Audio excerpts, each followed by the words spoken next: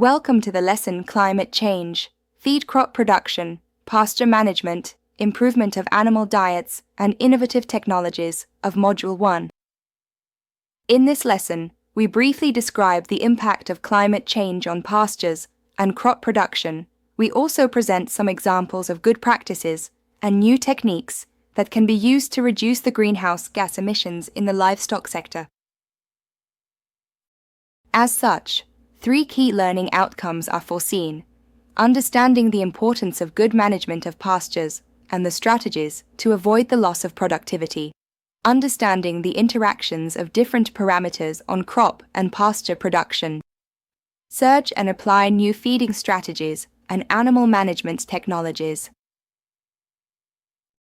Pasturelands are widespread in Mongolia and Kyrgyzstan and provide multiple services and socio-economic benefits for many rural communities.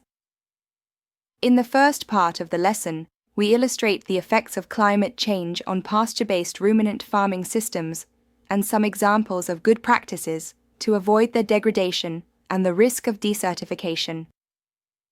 The second part of the lesson is focused on the effects of some parameters, like carbon dioxide, temperature, soil nutrients, extreme events, new weed and insect pests, on plant and animal production and health.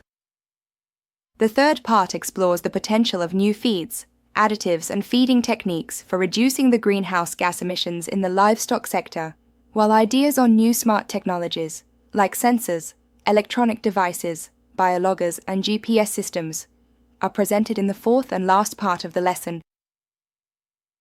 The aim of the lesson is to provide students with basic knowledge and information that will stimulate their interest and curiosity regarding the effects of climate change on the livestock production sector. These insights can be further explored by reading specific scientific articles.